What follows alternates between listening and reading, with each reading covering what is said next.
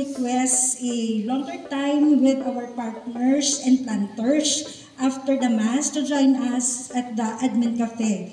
And also the department managers to help us also entertain and discuss some very important perhaps issues and concerns of our planters and our partners after this celebrate Mass.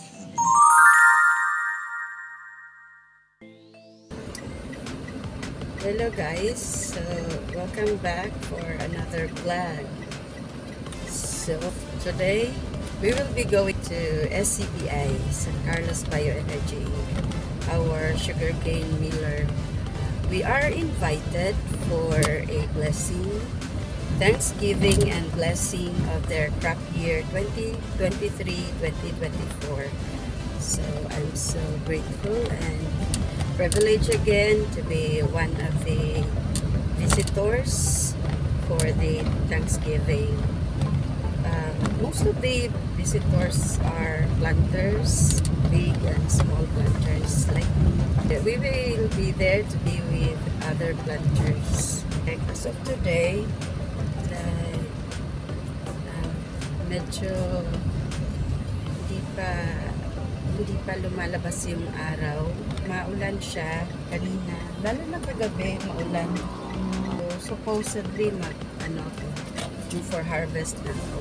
Pero hahanap pa tayo ng timing. Dapat kasi mainit. And then tapos yung availability na tapasero din. Yan ang challenge ng isang planter, sugarcane planter, yung tapasero, kasi kunti na lang sila. Then may karamihan din sa kanila, like alam mo yung nagdi-demand na din sila ng kanilang presyo. So kung wala kang magawa, like kung wala na talaga, so you have exhausted all your efforts in looking for tapaseros to do that for you, talagang negotiate mo na lang siya, or yun, mag-appol ka na lang kesa naman wala. So kaya konti na lang yung magiging margin ko doon.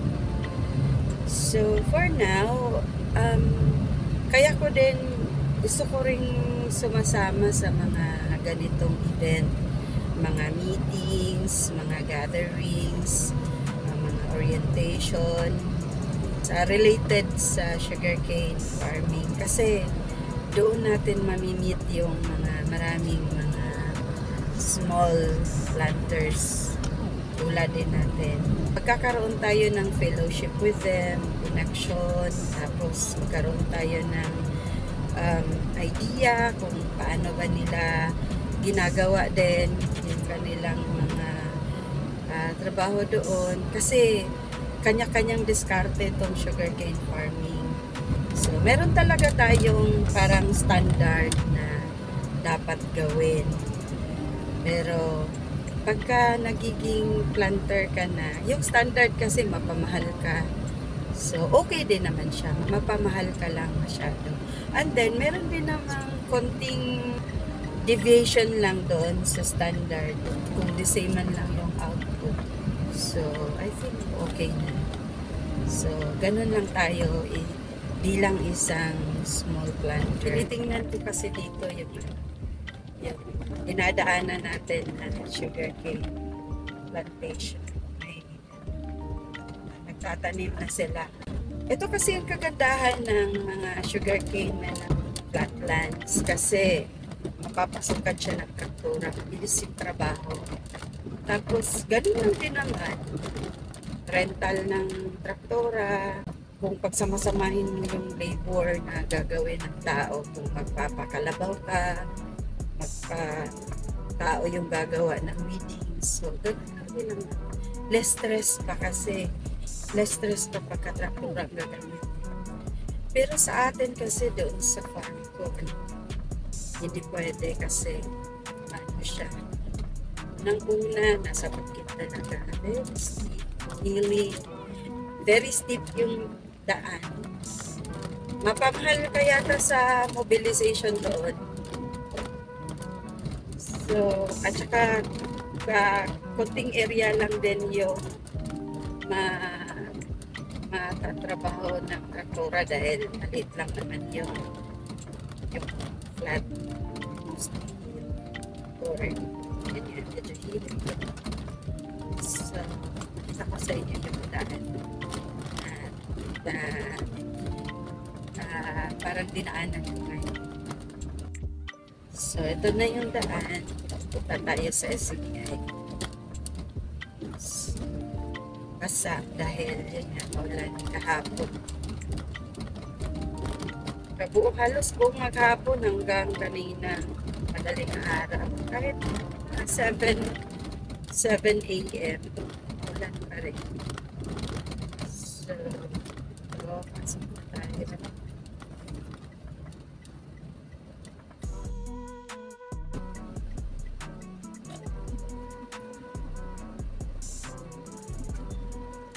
Morning!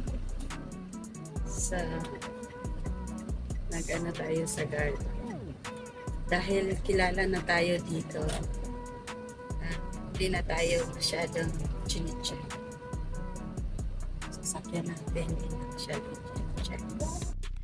Sa left side ko pala is the distillery and mill plant ng SCBI. So, hindi ko lang siya kinunan.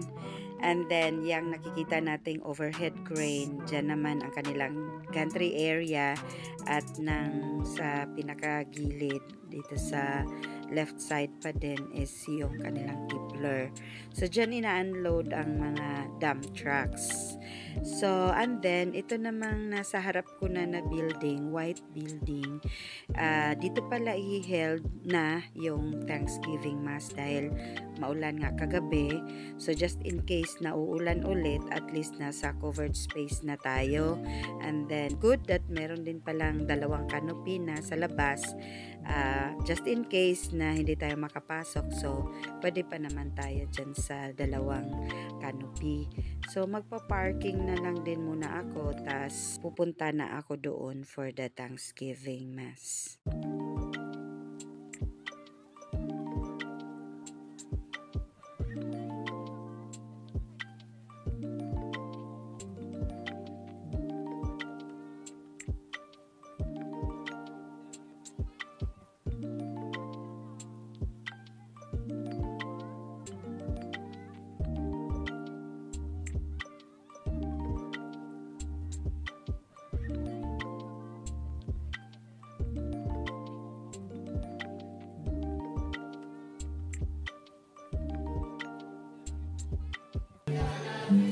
So, dito na tayo sa offertory part ng Mass na kumuha ulit ng video dahil nag-concentrate tayo kanina sa Mass.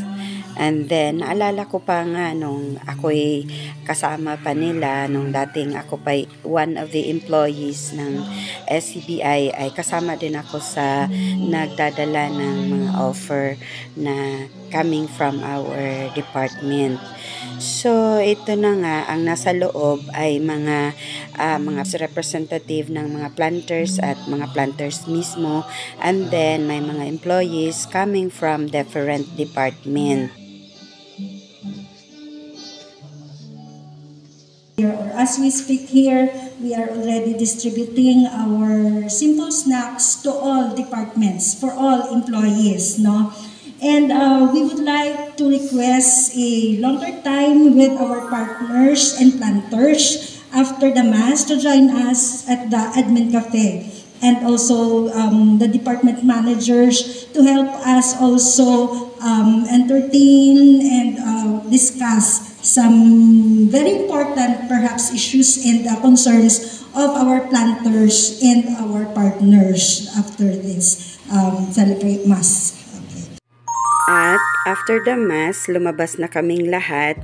So, the priest together with other managers ay pumunta na sila sa planta for the blessing.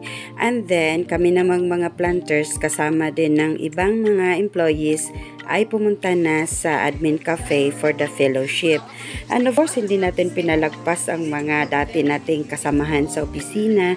Si Emmy, na buntis na ngayon. And then, may marami pa tayong kakilalang planters. So, konting mga pag-uusap lang na related lang din sa mga ginagawa namin sa sugarcane farming. At mga dati kong accounting staff na of course, magaganda pa rin at very supportive sa ginagawa ng dati nilang manager. So, eto na nga, enjoy naman kami sa pagkikita namin.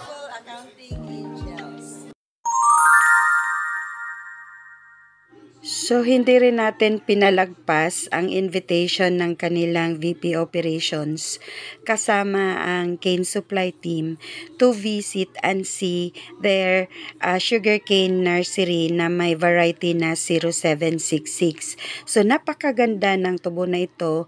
Mahaba yung kanyang stalk tapos mataba. So, tulad ng 272, self-dethrashing din siya. So, napakaganda ng kanyang elongation. So, at sa 4 to 5 months pa ang tubo na ito. So, narito ang mga iba naming pag-uusap in dialect. Taas di sa kayo ma'am, di taasa. Ka ilang putlon, usa nila ikarga. May picture di ako ng white. Yung pinakita mo kanina, sir, yan ba yan, sir? Meron, yung before harvest, may may picture ako niyan. Grabe mo, nagipangita. Kanang inanay gid ba? Okay, kani ma'am, wala pa ni sa mga asinda biya ma'am. Wala. Urea.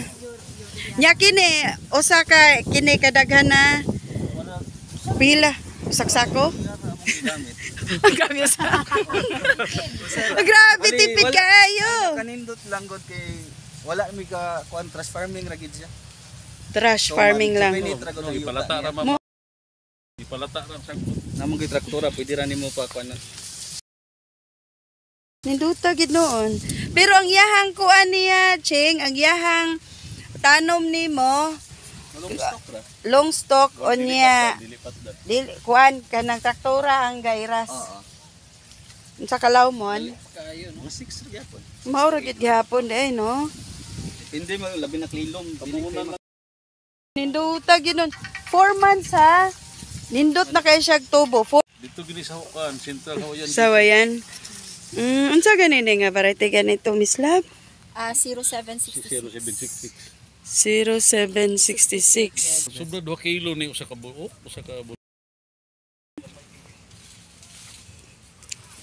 Pag ganyan tinanim, sir, tsak ang harvest, dami. Dami. Pero yung tamis niya din, Miss Uy, Lab. simhuton pa lang nimo. Pang-us gyud ka kay tamis kaayo baho pa lang. Tinaan? Oh, pinakanubuan ni Ma'am Dosbia. Gani, mo tayo ngayon. 2.04 ang pinakaubos. Kanit sa tamis. Nindot sad kayo ni nga Kani ikaduha man lugar kini. Oh, nindot ni ka na kay nakapahuway man dugay. Tag-as siya Rex kay maayo ni pagkalan prep. Oh. Nindot siya. Ang usapod sa technique pod sa tubo kay land Land prep. prep gyud importante. Land Gusto prep. gid siya kuan. Yang ugat ba man Pag gusto ano? siya og unsa to Rex kung unsa ka taason ang imuhang tubo mao pud nakataason ang ugat. Maabot niya. Nindot ang land prep niya, ma'am. Gwapo gid man tubo. Again, we are so privileged today dahil bibigyan tayo ng ilang sako ng cane points coming from this variety for our propagation doon sa farm natin. So guys, thank you very much for watching and subscribe to my channel for more videos like this.